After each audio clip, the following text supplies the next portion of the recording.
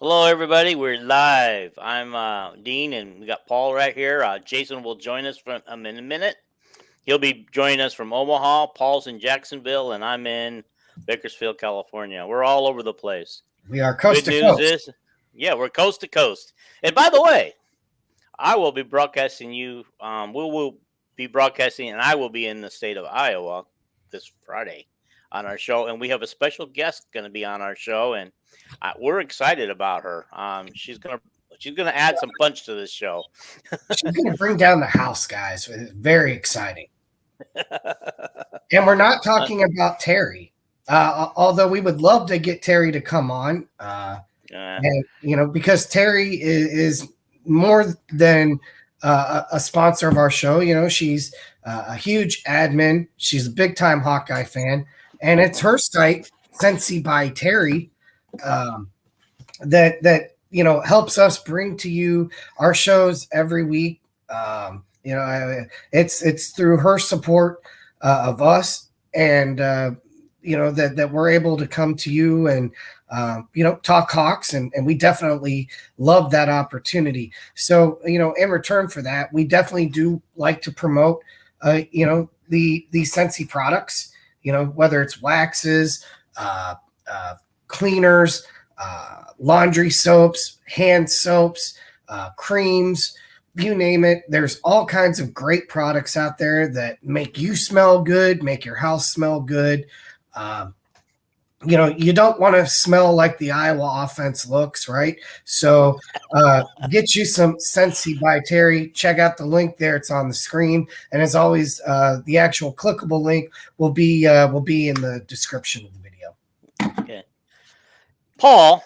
That's a nice segue into Iowa's offense, as crappy as it has been lately. Hmm. I I honestly think in the late third quarter and for a good part of the fourth quarter, Iowa's offense looked like it grew up, and it looked like there might be something there after all. Um, I don't know what you guys think, and Jason may think different when he gets on here, but I had as angry as we were about losing that game and the way things were going, how bad the offense was. I sort of thought that Spencer started hitting his stride about the late third quarter. Um, he started connecting on his receivers, and I don't know what you guys think, but I think there's something there to build on. I really do. I think finally we turned the corner, but it was too little, too late.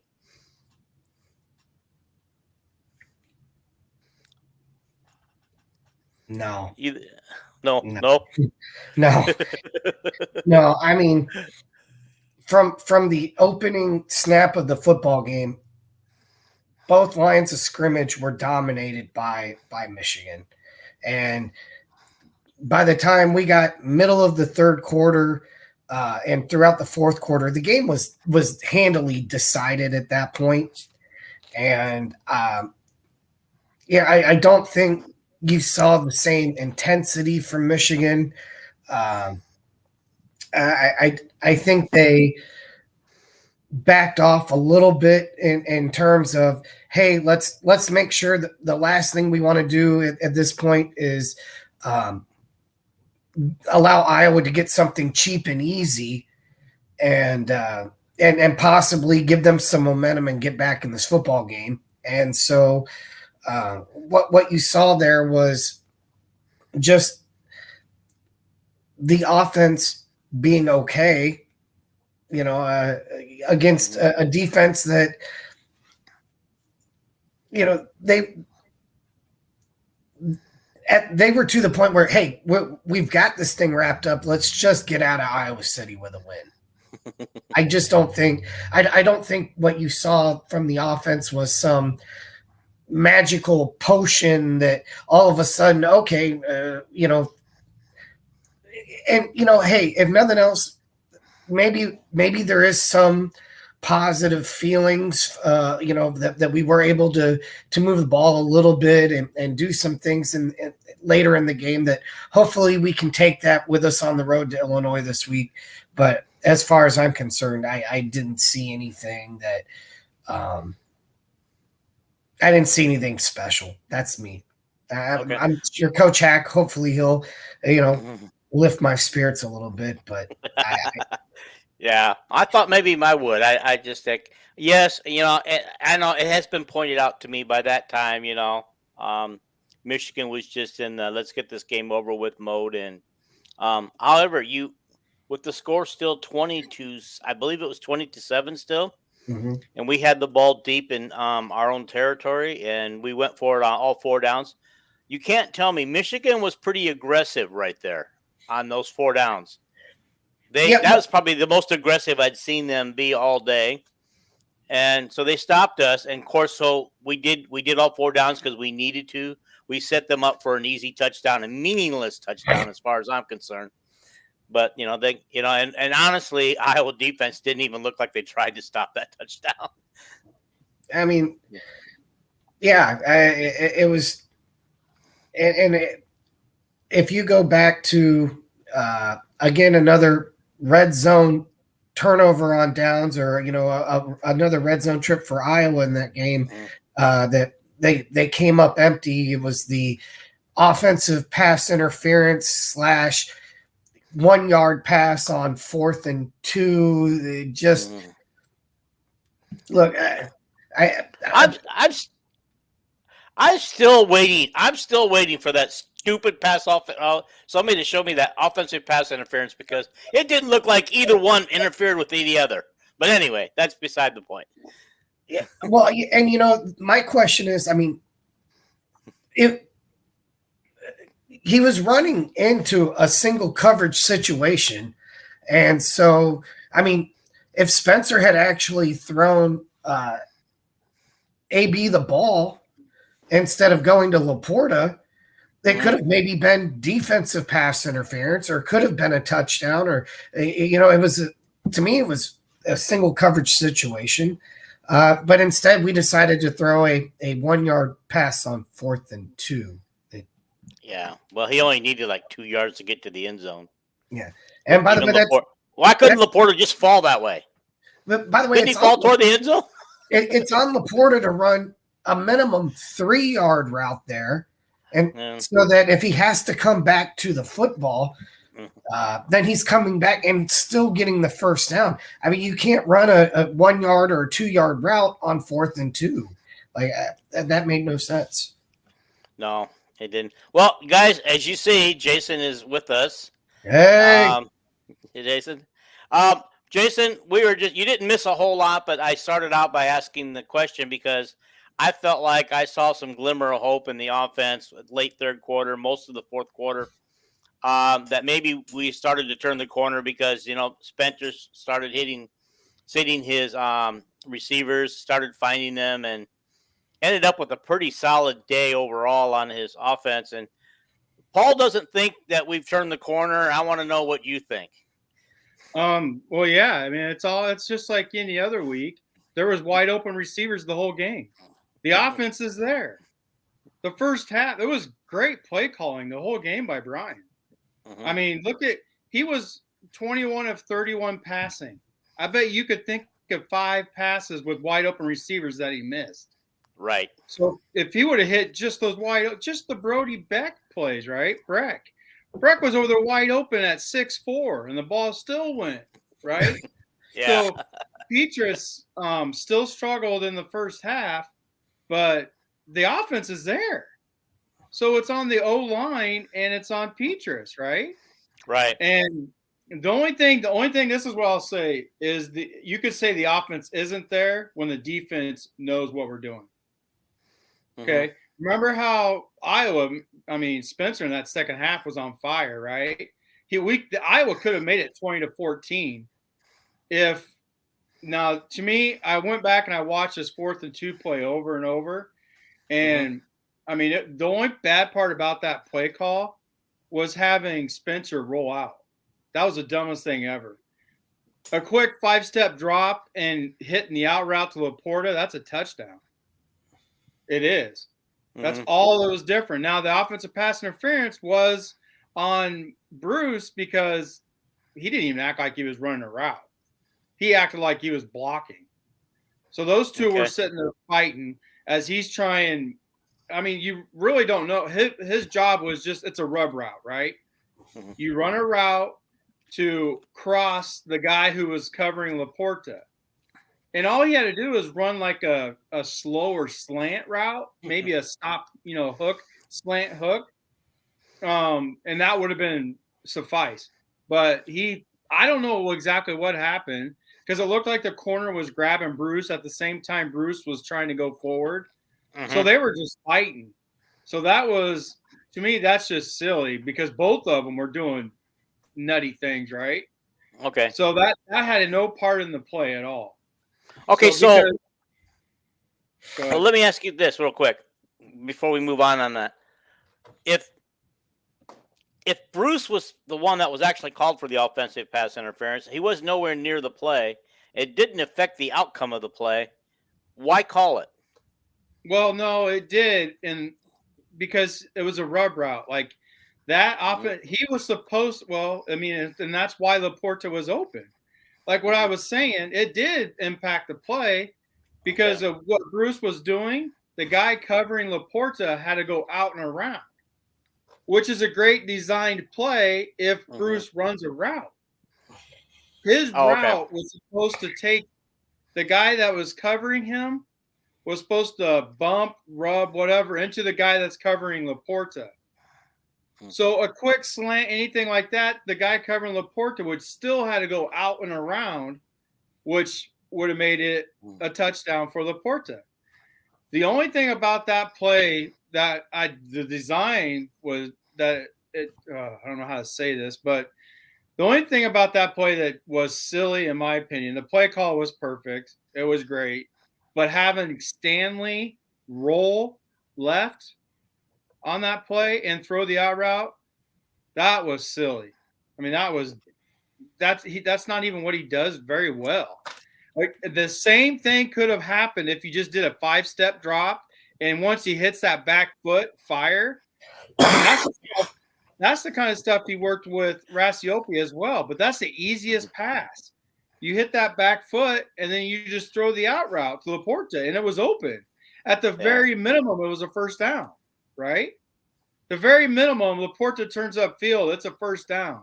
But the way Laporta can run after the catch, I almost guarantee he bullies that guy into the end zone if the ball hits him here. Well, I would say I like that we were trying to move the pocket there, right? Instead, because I think we felt like maybe Michigan was gonna come after Spencer on 4th and short, attack the line of scrimmage. So, you move the pocket and you give Spencer and the offense, give those guys an extra second or two to get open. But it turned into being the opposite. Well, yeah. He rolled right into a guy that wasn't even being blocked. Right? And on a quick play like that, a quick 5-step drop, even if you miss your block like they did on the left-hand side, a corner was, I don't know, it was an outside linebacker. Somebody was flying through where the left tackle blocked nobody, the running back blocked nobody, and this guy was running right between them. It was the silliest thing. And then Spencer rolled right into that rush. But either way, if he just does a 5 seconds drop, that's 3 seconds. That's not even 3 seconds. Well, for me, and this is my take on this. I wasn't thrilled with some of the officiating, right? But at the end of the day, Michigan scored on 4 of their first 5 possessions. And I understand all that, but the officiating took away points from Iowa, if you think about it, because both of those long runs by Johnson would have put him in field goal range, or right on the cuff of it, where they didn't even need to pick up another first down, but get like 6-7 yards. Made a 4th and 3. That's a field goal. Yeah. On that, especially that one Johnson run, I think he came out at the 35. So I mean, that clipping was that was a horrible call. That was the worst thing I've ever seen in my life. We can go back and debate the pass interference on Castro, because that wasn't interference either. But the pass interference plays are those are judgment calls regardless. Yeah. And the announcer even said it was a bad call, but refs, I mean, those are just judgments. If it impacts the play, then they're going to call it, right? But that clipping call was the It was so dumbest. far behind the play. It was so far behind the play. Not even that. It wasn't clipping. He was in front of the guy. And he was Right. in the tackle box. He cut blocked him, which is legal right now. Like Kirk Ferentz said, the guy fell over him. That's still legal, but Kirk thinks it's not going to be legal for long, but because they're taking football out of the game. But right, as witnessed by the personal foul against Logan Lee. That's another one that hurts. I mean, that hurt Iowa. I can't quite remember. Weren't they driving on that as well? Wasn't that a big play that got called back? right. Yeah. See, it seemed like every big play. Yeah, that's why I kept saying. That's why I kept saying that lady ref has got to be from the state of Michigan, because it seemed like she was the one that was always there when one of those big plays was called. Well, and that pass interference call on Castro, that wasn't really an interference call.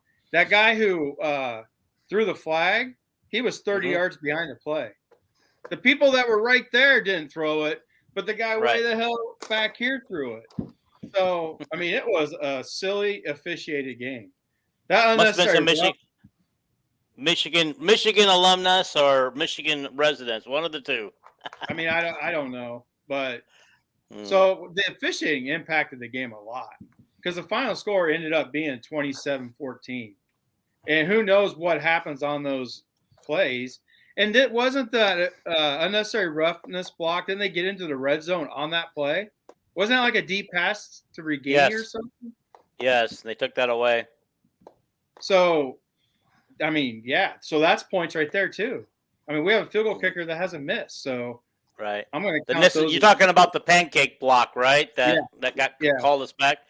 I mean, everybody's looking at that. I mean, how do they see something different than what we actually see? It's because they don't have the advantage, I guess, of watching it on TV and like we do, I guess. No, that was on her, and she thought the play was over, and she thought our center, she thought he went after the whistle. That's what she was trying to explain. But I know. She explained that to the crew for a long time, and they took her word for it. But I can't believe these guys couldn't say, hey, if it was after the play, you should have thrown it, but it's not what you thought it was. But they always seem to, they support each other on these things, Yeah, they can't say that, because then if you go back and look at the tape and she ends up being right, then it's on them, right? So they can't disagree with it like that unless they know for sure. Like they can only guess that it wasn't, but they couldn't known for sure, because they were probably watching the actual play, where she was back here watching the linemen and all that, look for a hold and everything. Yeah, well, maybe she should be listening for the whistle too, because the whistle signifies the end of the play. If she didn't hear that whistle, the play is still going on. Right. That's what they tell the football players. Don't quit until you hear the whistle. And Kirk did say also that there were so many times where Jack Campbell was in the area for the tackle, and then he ended up disappearing. So he was talking about, he probably wanted to say that there was holding a lot on our linebackers at stopping the run. So I mean, he hinted at it, but he said he has to look at film. But he said it looked like Jack Campbell was in position to stop it, and all of a sudden he was gone. Like he disappeared. Gone. Yeah, somebody took him out of the play. Swallowed up. Yeah, he just got swallowed up. Yeah. So I went back and I watched the game. I seen a lot. I mean, granted, that's how you beat Iowa. I mean, they did it perfect, but the refs were terrible. They didn't lose because of the refs. The final score was different because of the refs, right? But there was a lot of holds on Iowa's defense that didn't get called, but that happens every game. But it just seemed like in that game there was more than normal, right? And then those weird calls with the unnecessary roughness and the clipping that were so obvious. The clipping one still sticks in my brain because that was a long run, and that wasn't even close to clipping. Literally, he was in front of the defender, and the defender tripped over him. He cut blocked him. He didn't cut block him from behind. So, I mean, that one gets me the most. Like, that one kind of hurts because that killed the momentum again, right? And the hard part about that is it was a backside it happened on the backside of the play, right? So, but I mean, even by the time the clipping occurred, the ball was already advanced past the line of scrimmage on the other side of the offense, and Right. so I mean, literally, it had no positive or negative impact on the play.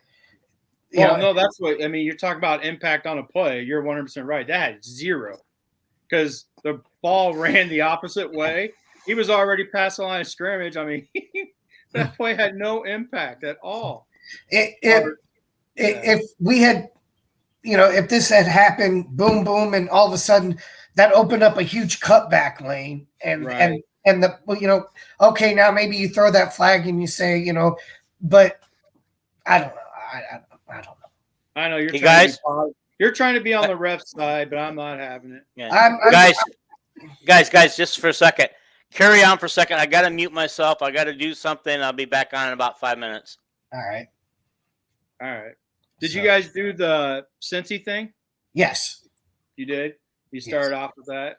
Absolutely. Right. Yeah. So we got Terry out of the way. Hi, Terry, if you're watching. Yeah. And no, I see what you're saying, but it was just so poorly reffed. Like it was, and I always look at both ways, right? So there's always makeup calls, but can you think of any makeup calls? No, I can't either, and that's the thing. I've watched it. I can't even think of any times where it could have gone either way. Like, okay, well, it could have been this or could have been that, and it just happened to go Iowa's way. Like, right. I didn't see any of those. And the other thing was, and again, I'm trying. As a guy who's been an official, not football but wrestling, I understand how difficult it is to officiate a sport. And so, and I do believe that, players sometimes, because officials are human and they do make mistakes. But I will say this, the game seemed like it was being played in Kinnick, but officiated in the big house. Right. And that's what I always look for is the makeup calls. And I've watched the game twice. I can't find I can't find the makeup calls that you would normally get. And some of those calls were just so awful against Iowa that it just defies logic. Yeah. And, I kind of knew it wasn't going to happen for Iowa. The play where, we finally did get some pressure on JJ. He throws the backward pass, or they ruled it a fumble. And Iowa was just unable to get on that ball. We would have had 1st and goal. I think we did want, but I mean, that would have just been the boost, the momentum, the get the crowd into everything. And Iowa goes and punches in there from inside the 5. All of a sudden, we're back in the football game. And we just needed something like that to happen for us, and it just never quite did. And I would say that there was maybe a couple of times I feel like with Lachey where and he was maybe one broken tackle, one defender slipping, from a big play to being a game changing play like that. Long catch on that 20 to it would have made it 20-14 had he slipped away from that one guy. He slipped away from 2 of the 3. Correct. And I mean, that's an awful lot to ask of a tight end, right? Well, you know what I mean? Like, but that's kind of what, if you're going to pull an upset where you're trying to beat a top 5 team and you're not ranked, these are the kind of things that have to go your way. You have to, you have to find a way to come up with that Michigan gaffe. That you've got to find a way to make something happen, special teams wise. Make something basically like Michigan they did a really good job of beating Iowa playing Iowa football. If you really want to get down to it. Well, that's what they do every week. I mean, like if I showed the stats, they run the ball on 58% of their plays, where Iowa passes the ball on 51. So, I mean, it defies what all Iowa fans believe. Right. We run on first and second down and then throw it, and then we punt. No, Iowa throws the ball more than Michigan does. I mean, Michigan just does it better than we do. How many because they run the ball better. Exactly, yeah, they run the ball better, it. so it sets up the play action much better. And that's what I saw. I mean, even going back to the first possession of the game, Michigan gets the ball.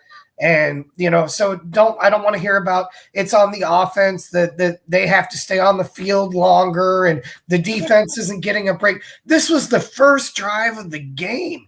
And Michigan's running off 6 yards, 7 yards, 8 yards, 4 yards, 3 yards. Like, oh, it's 3rd and 3. Let's get 4. It's, 2nd and 7. They run for 8. I mean, it was just. And they did the same thing the second drive. Right. Right? I mean, you can't be tired. You're a Division I athlete. You're not tired in the first quarter. Right. The first drive of the first quarter. And the second drive. Right. Because then they do the same thing on the second drive. They had the ball for 5 minutes and kicked a field goal. Or it did feel like in that first half, I mean, Michigan just dominated both lines of scrimmage. Now, I will say, yeah, if you want to say the offense has to do something to give the defense a break, okay, yeah. I mean, again, we've been pounding our chest about complementary football, so yeah, I mean, the offense does have some responsibility, but it's not the offense's fault that the defense couldn't stop the run, couldn't hold up against the run. Yeah, for real. It started off like that in the very freaking beginning. Let's look here. Oh yeah, that's right. I knew this. The time of possession, Michigan only had the ball for 33 minutes, right? And Iowa had it for 27. So you could say that they got worn down, but you really can't. Like that's only a 6-minute difference.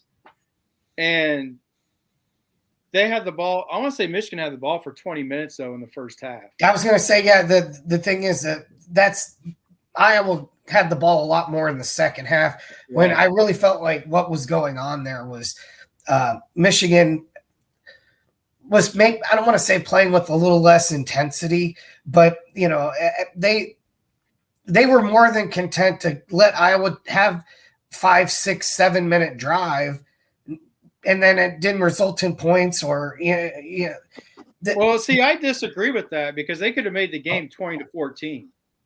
It was 4th and 2 inside the 5. Right. You could say that about the very last drive, in my opinion, to make it 27-14. Yeah. But they did not want Iowa to make it 20-14 and get down and go 4th and 2. And at that point, he had 186 yards. He was 16-23 for 186 on that 4th and 2 play because they showed it, at the screen. So he already had 186 before that very last drive, and he was 16-23 passing, right? Yeah. So, and you could think of he should have been 21-23 because of all the wide open misses. On the flip side of that, though, I believe I also saw the stat or heard the stat during the game that, Michigan had more yards rushing at halftime than Iowa gives up in a football game. Oh yeah, they might have had it in the first quarter. It was like that. It was your point, and yeah, I agree. And by the way, that was without. That was the other. It's not like Michigan popped off an 80-yarder and skewed the numbers or anything like that. No, they just came out and it punched Iowa's defense in the mouth. Maybe they did miss like Yaya Black today or Saturday. Maybe they, Justin Jacobs would have been, helpful there as well. But I think what they did is they didn't play Graves and Van Ness enough. Right, that could be. I mean, True. You're not playing your younger guys because you want the experience in there. Experience has nothing to do with stopping the run. I mean, that's a mentality. When you're a defensive lineman and they're running right at you, that has nothing to do with the scheme. Nothing. That's beating your man.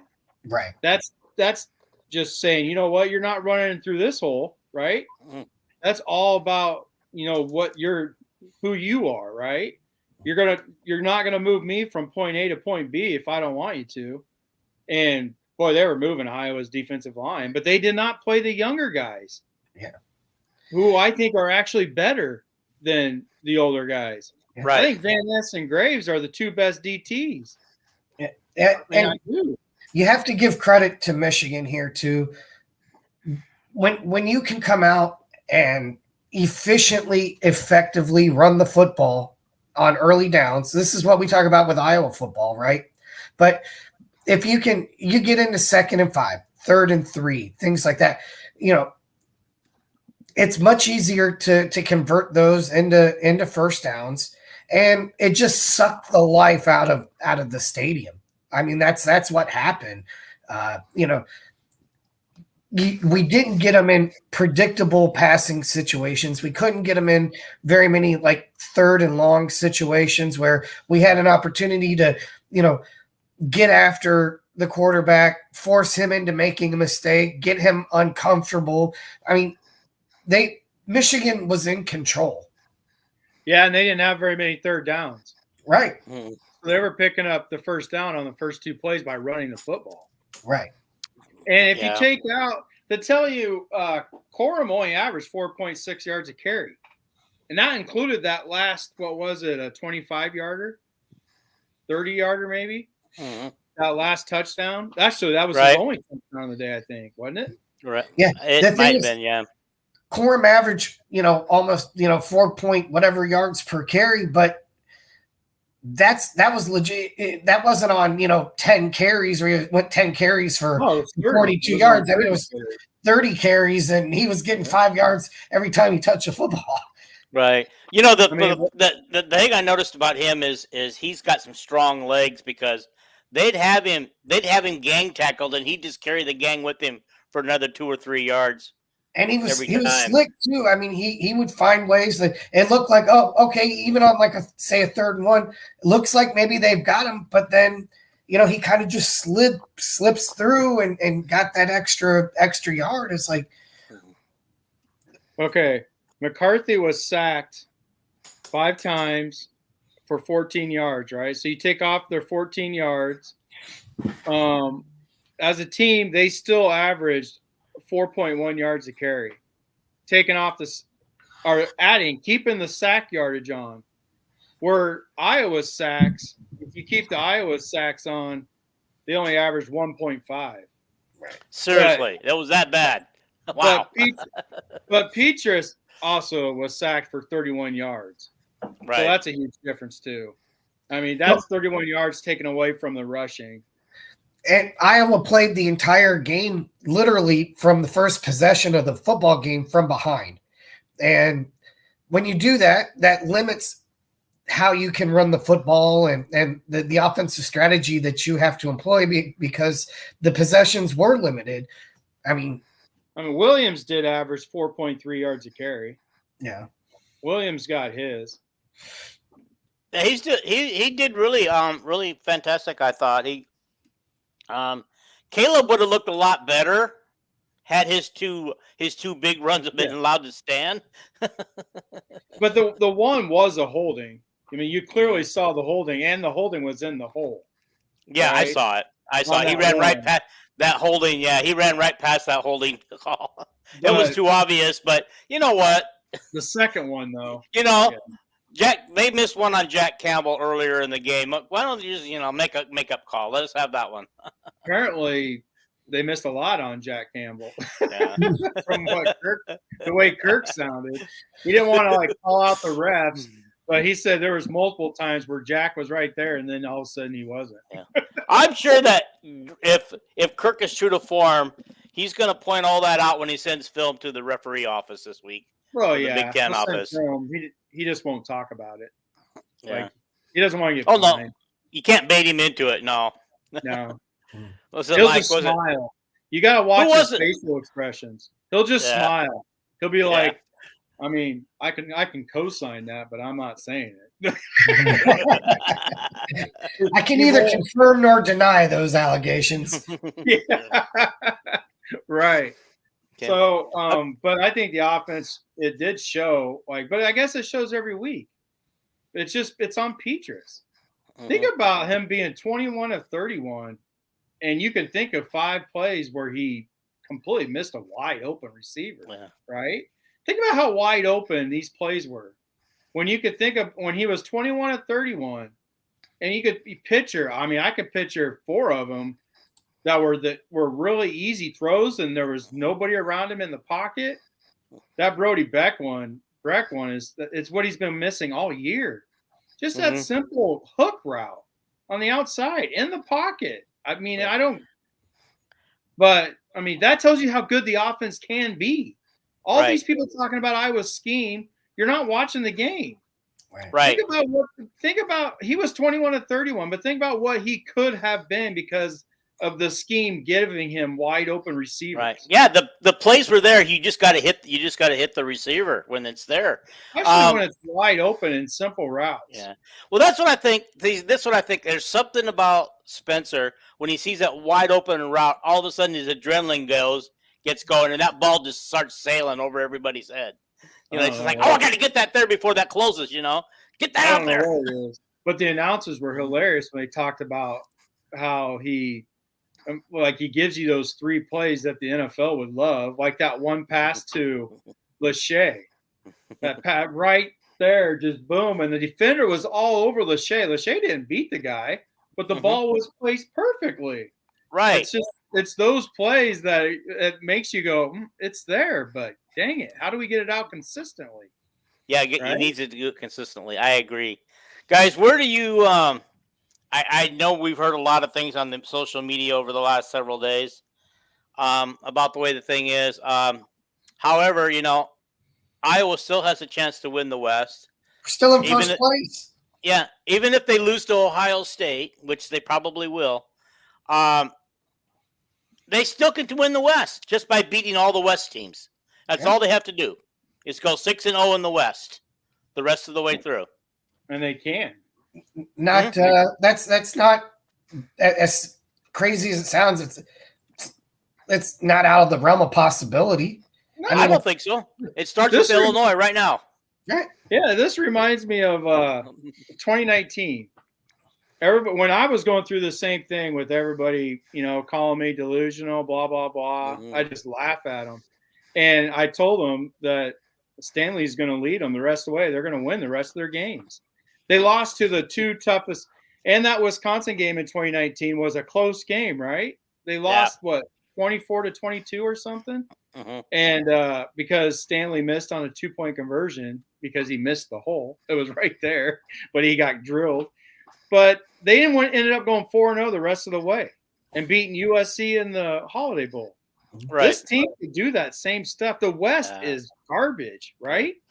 We can't sit there and look at any team in the West and say we can't beat them. That is true.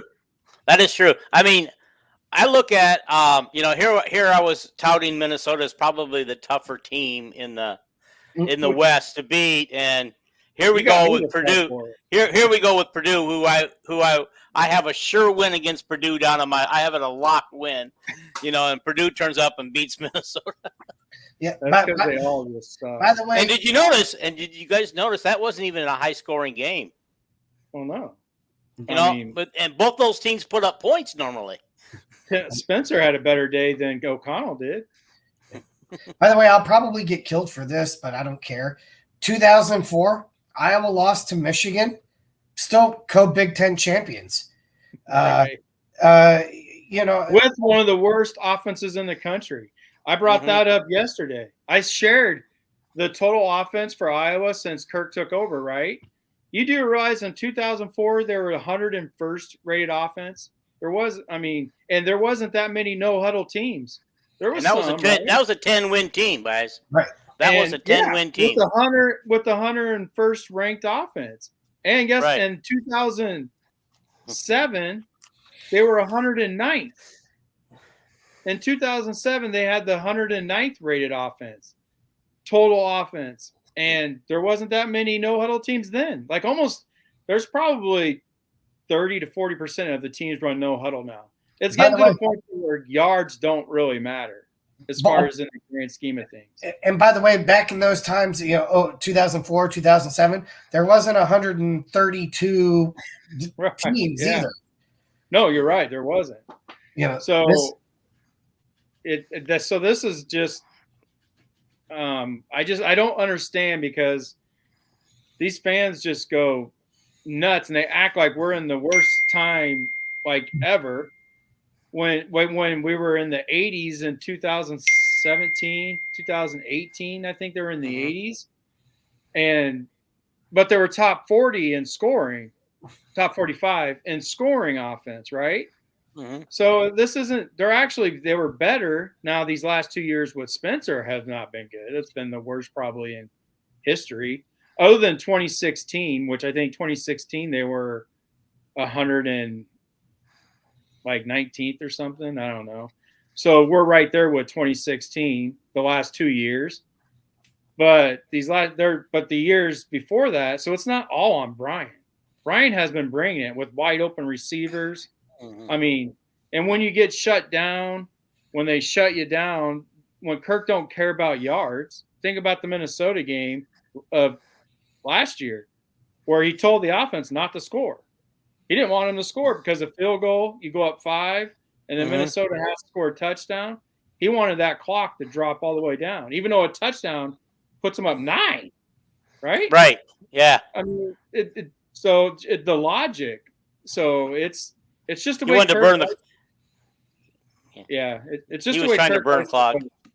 Yeah. There's so many different factors. When Iowa fans, when they start looking at where we are statistically and how we measure up against the teams around the country, and you just say, okay, well, total yards or points or whatever, and Iowa's the worst offense in the country. Statistically, that could be and probably is true, but it's a very narrow-minded view to just look at a number and give it absolutely no context at all to say, okay, well, Iowa's pace of play. How many lost possessions does the offense have when the defense gets you pick sixes and returns fumbles for touchdowns, or if you have kickoff return for touchdowns? Just there's so many different factors. You block a couple of punts, you start drives inside your opponent's red zone, for instance. Right. These are things that, if you're not looking at all of those situations and saying, okay, that's all. It's just it's easy to just look at a number or look at a stat and say, well, look how bad the Iowa offense is. Right. No, okay. Let's not call it the worst offense in America anymore, because it's not. It's gone up one notch. Okay. Oh, you saw my post? Yeah. we jumped Colorado State? Yep. Yeah. Hey, but I got a bold one for you. By next week at this time, we're going to be 125th in the country in total offense. Wow. We're less. Are you expecting a huge blowout and some good stuff going on, huh? Well, we're less than 100 yards away from 125th, and those offenses are legit terrible, right? Okay. They're legit the worst. Like, they're only in front of us because we had such terrible games against SDSU, and Iowa State. Yeah. But if you look, every week Iowa's actually gotten better and better. So, I really, and if the plays are going to be there. If Spencer can do what he did in 2020 at Illinois, it's no different. The receivers were there in 2020, and that's a game I actually bet against Iowa, because Iowa was favored by 10 at Illinois, and I was like, well, this is nuts. they played that Tampa 2 defense, and I didn't think Spencer could pick them apart, and he did, right? Iowa got down 14 points in the very beginning, but then they came back and blew them out. I don't know what the final was, but they won by like 21 or something. Right, but you got to remember, that coach that was there then is gone. Yeah, but that doesn't. They're also bringing the fans there. You're still going to have wide open receivers. That has nothing to do with the coach. Okay. Iowa's still going to have the open receivers. It's about Spencer hitting the open man. I mean, that's what it is. All right. Well, this is an Iowa Hawkeye show, but I would like to hit the elephant in the room that hit everybody by surprise yesterday. Wisconsin firing their head coach. What do you guys think about that? I mean, this is like a Nebraska stunt. Fire your coach who averages 9-10 wins a year. Let's fire him. Who had your only 13-win season in your history? Yeah. I think there's some underlinings. I think there's more to it. There's got to be. It's not about wins or losses. It's about, I mean, because the reason why Illinois torched them, they did the same thing Maryland did to Michigan. They dropped the freaking kickoff. So Illinois scores a touchdown to go up like 13-10. I just watched that game. And then they dropped the following kickoff and gave the ball to Illinois at like the 15. And they scored another touchdown. So basically, I mean, Wisconsin gave the game to Illinois, even though it looks like a blowout, because Wisconsin had the lead through most of the game. And then all of a sudden, the bearings fell off, right? It was like after –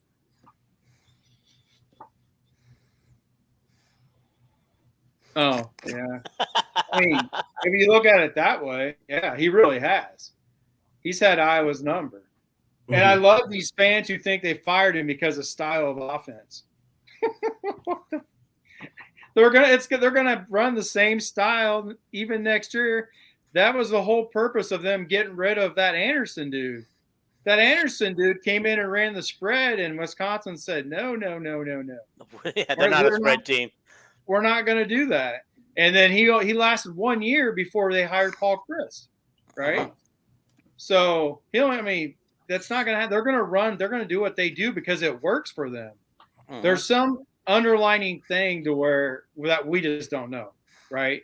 There's something that he did or he said, or it's more than just wins and losses in this situation. It has to be, yeah. And it's not the offensive scheme like some people want to believe. Yeah. Iowa's off to a rough start, too. That'd be like Iowa firing Kirk Ferentz, because, we're off to a 3-2 start. We're just not happy with the way things are going. So let's fire you. What I was told, Barry Alvarez, went up to the office and said some things about Paul Chryst. And this is 3 years in a row where Wisconsin started bad. They were the 2020 year, obviously they were 4-3. That year you don't count, right? But last year they started season 1-3 before they went on their run. This year I think they're 2-3, aren't they? Are they 2-3? Okay. I think they're 2-3 now. So it's just been the last 3 years. Wisconsin hasn't been Wisconsin unless they play Iowa, right? Right. Well, I'm looking forward to that. I think we got a win against Wisconsin this year, and we'll continue our streaks against Nebraska, Illinois. Purdue. Mm-hmm. Not convinced we're going to continue our streak against Minnesota just yet, but Minnesota proved that they're not that great. They're not as good as we thought they were. I think the oft-hurt Mo Ibrahim either got hurt against Purdue and went out, or didn't play against Purdue, one or the other. But he's a very talented player, but he definitely has availability issues. And so for Iowa, our best chance to beat Minnesota is he's not there. He's not there. Well, what's his injury situation? Does anybody know? I don't know. It was a surprise. It was a game day thing. Nobody knew he wasn't playing that I talked to. And when he's healthy, he's probably the second best running back Iowa will face behind Corum. Yeah, they're both What about this really Chase good. Brown in Illinois this week? Isn't he pretty solid running back too? He's He's good. really good. Yeah, no, he's really good. I He don't took think advantage Illinois of- has the same talent on the offensive line that Michigan has, exactly. or Minnesota for that matter. The Illinois, that's the thing where Iowa can stuff them is because of Illinois' offensive line. Yeah. I mean, they struggled bad against, like I said, against Wisconsin in the beginning. But Illinois just has a good quarterback. He's really good. He doesn't miss receivers. He came from Syracuse. I liked him at Syracuse. I was shocked that he didn't start at Syracuse. He started a year and did really well, but then they have this guy who starts now, took his place. That's why he transferred. Right. And he's really good. So, I mean, it might struggle in that area, but it's different when you play Iowa's zone defense. So, I mean, you just can't tell what a quarterback can do against Iowa's zone, right? Yeah. So I honestly, I mean, Illinois is not going to do the same against Iowa that Michigan did, not even close. So the keys to the game for me would be is can Petras hit the open man, and can the offensive line block when the other team knows what we're doing, right? This whole thing that the other team knows what we're doing every play is the silliest thing I've ever heard in my life. But when they know we have to pass, well, you saw what happened against Michigan. Right. Was it 3 straight sacks?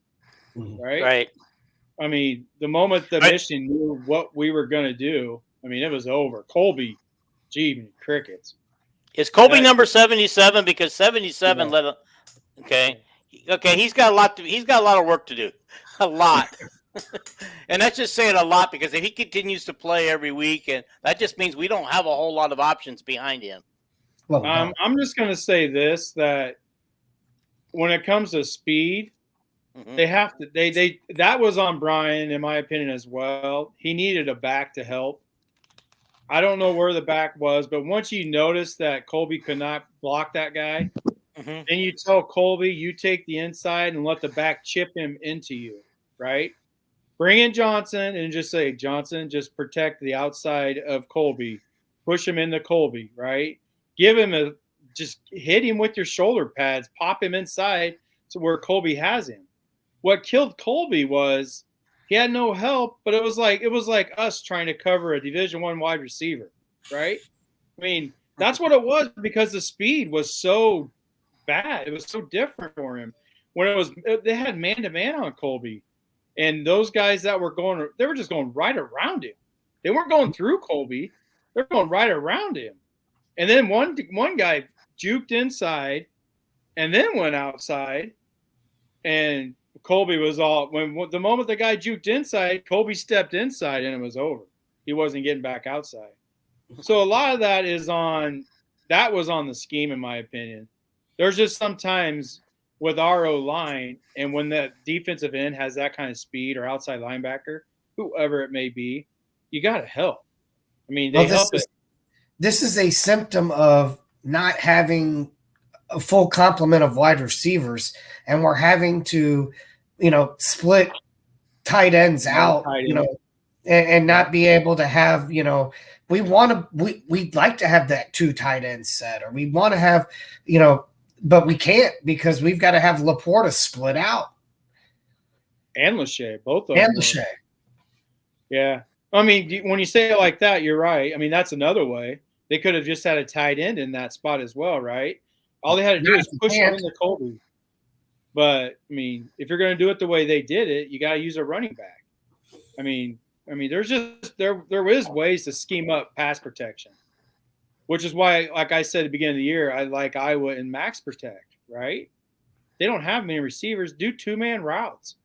Have him read one side of the field, right?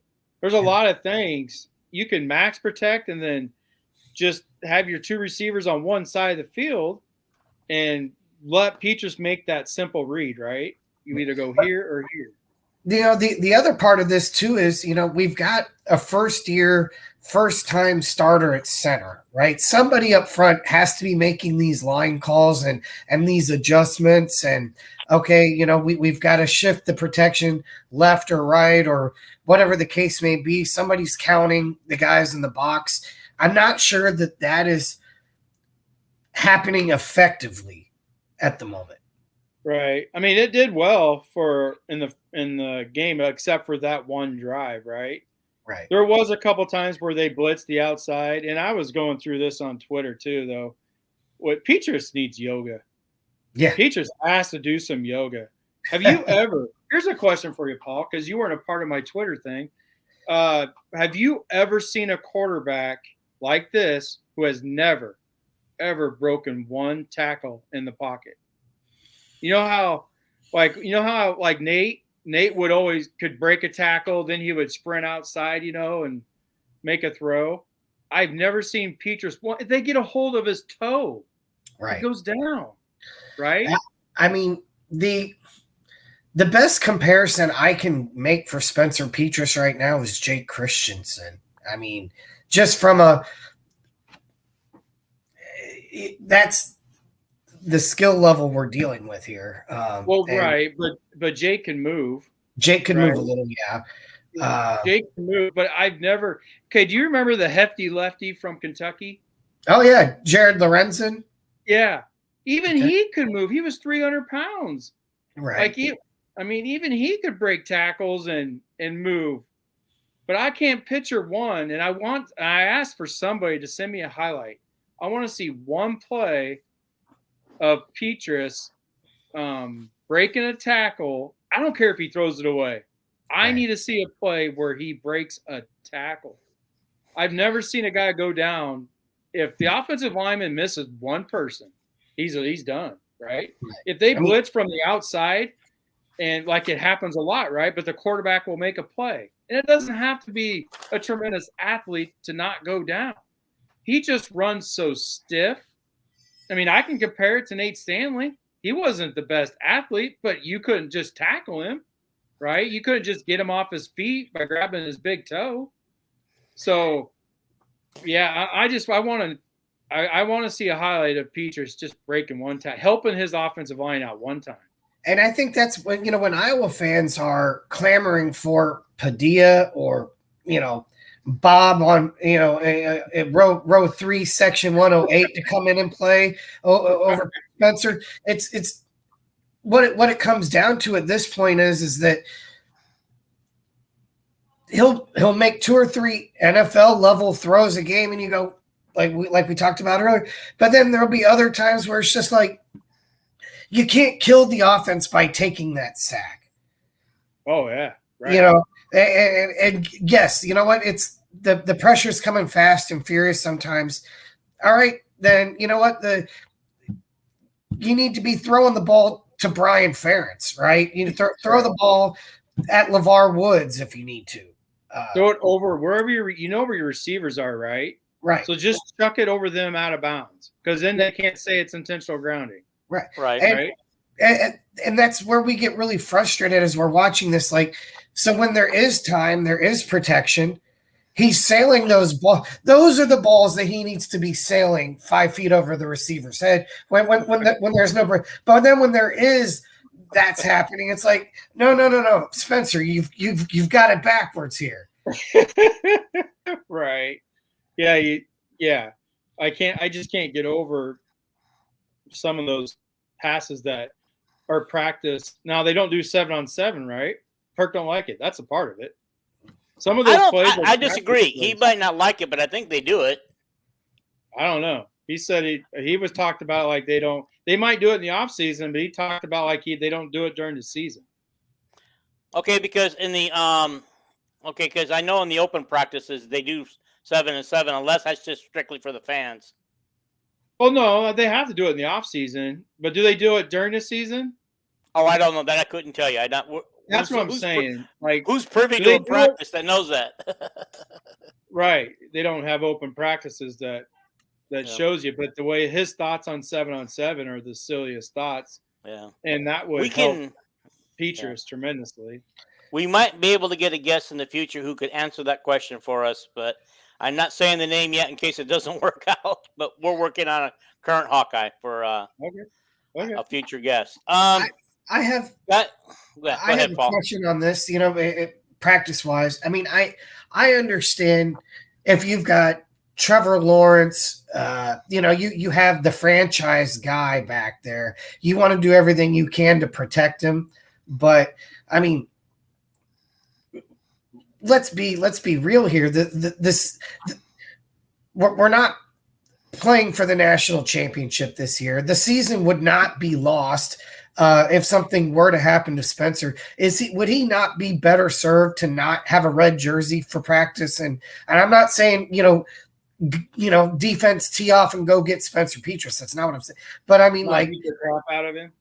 I mean, but this idea that he gets to practice in these controlled situations, I think it's stunting his development if there's any left to be had. That's true. The reason why he looks so good in practice, he doesn't have to worry about landing on his butt. I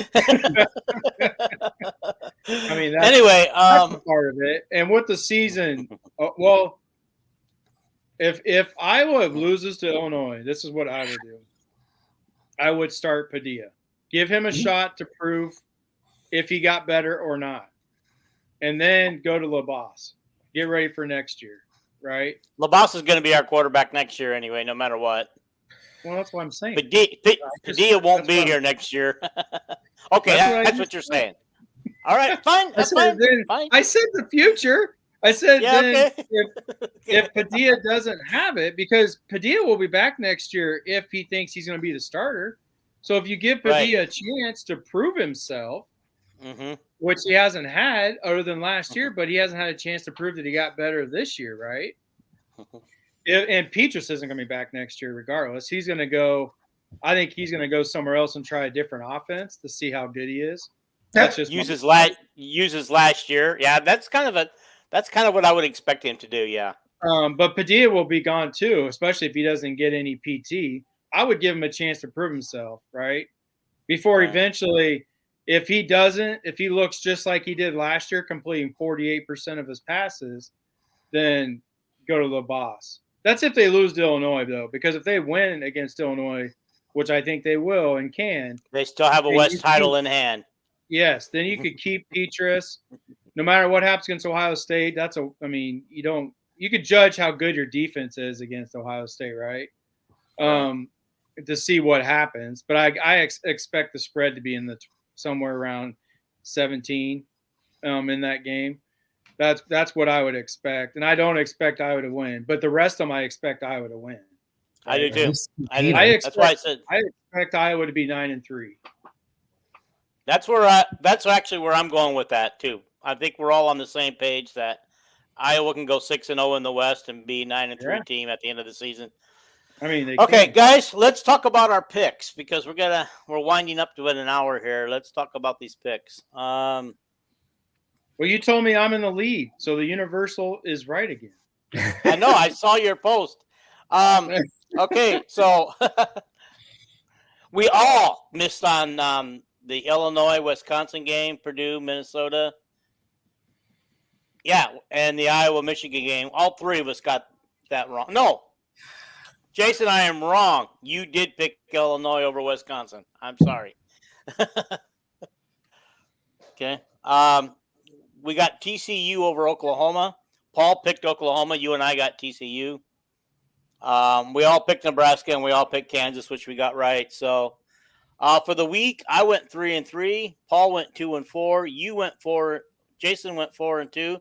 So that puts Jason in first place at 8-3. Me at second place at 7-4. And Paul does not have a winning record at 5-6. Oh, man, guys! I wish we'd have started this week 1. It would have been a lot of fun to see where we could go all season, but we still have plenty of season left to make this fun. I was going to say this is fun the way we're doing it. We just started late. We just got to the party late. That's all. Yeah, I'll keep that sheet for. We'll pick some games on Friday, guys. I'm going to be. Don't throw that thing away. Laminate that bad boy. I'll take it to Iowa. I will take it to Iowa with me. You know what it is, though? We're just like the college football playoff, right? I mean, you kind of have to – we needed the first couple of weeks to see who teams are before we started picking winners and losers. There you go. I like it. There you go. There you go. There you go. We wait. Okay. So as I was telling Paul, I'm going to be in Iowa starting tomorrow through next Tuesday. I'm still taking my laptop with me. Plan on doing the show from Iowa. I just have to find a place to do the Wi-Fi. And once I get there, I'll figure it out with the help of my brother-in-law and sister-in-law. I'll just find out I can go for Wi-Fi because they don't. So, Yep. You got guys, that California. I put a booster in my internet booster. Are you guys having issues? Just a moment ago, where you kind of froze up for a second. Yeah, yeah, you are for sure, but Paul and I are good. Okay, you and Paul have been freezing up the whole time, and I haven't been. So, go figure. Yeah, right. But when I watch the playback, I don't really see that come out. That's okay. Good. That's good. Anyway, yeah. So I don't know. I put a booster in here in this room, and so my son-in-law suggested we're going to try something else. We are going to move the whole router to this room because it's in the middle of the house, and it should dish out my Wi-Fi all over the place. Okay. Okay, so we're going to try that. I think it's more of the state you live in, but we'll find out. I hope you guys can get her fixed. I just don't living out in the country. I don't get the same Wi-Fi you guys do. If I get it, I have to pay like double, triple amounts. Yeah, no, it's like that in Iowa too. Out in the country, you don't get the best when you live in the country. All right, guys, I'm gonna let you guys get out of here. We'll see you on Friday. I'll be broadcasting probably around Marshalltown, Waterloo, Iowa, somewhere in there. And we do have a special guest Friday. We're excited about. Yeah. Oh yeah. She's gonna bring the sass with her and bring the pump with her, and it might be a little bit of a different. Pardon? Is Terry getting on with us? I wish Terry would get on with us. I tried all season to get Terry on. I don't know why she won't come on. This is better. This is even better than Terry. I would say her name, but I can't pronounce it right now. I gotta call her and ask her how to pronounce her name. It's like Jasmine Bybee or something. Oh, you're bringing her on? For real? Yeah, for real. She's agreed to come on. Oh, nice. Her and I have been following each other for quite a while on Twitter, and yeah, she always likes all my stuff or whatever. And I mean, she's a really cool Hawkeye fan. I remember when Petrus told her that she would get her, or that he would get her tickets. Man, she was so excited back then. That was like after the bowl game, or it might have been before the bowl game a year ago. Well, that's cool. Yeah. According to what she told me yesterday, he offered her bowl game tickets, but she couldn't accept them, so she got the tickets to the Nevada game through him, or the Iowa State. I knew it was one of those two games, and Hawkeye Elvis gave her tickets to another game. Oh, sweet! That's pretty awesome. That's fun. But anyway, I can't wait either. I think this girl's going to bring the sass and bring some fun with her. She'll bring some fun for sure. That's cool. All righty. Okay, guys, we'll see you guys on Friday. Yep. And have a good week, everybody. We'll see you. We'll bookend it on Friday. Yep. Yeah, Mike, thank you. Michael Marin, thank you for participating. We appreciate it. Yeah, share this with all your friends. Okay.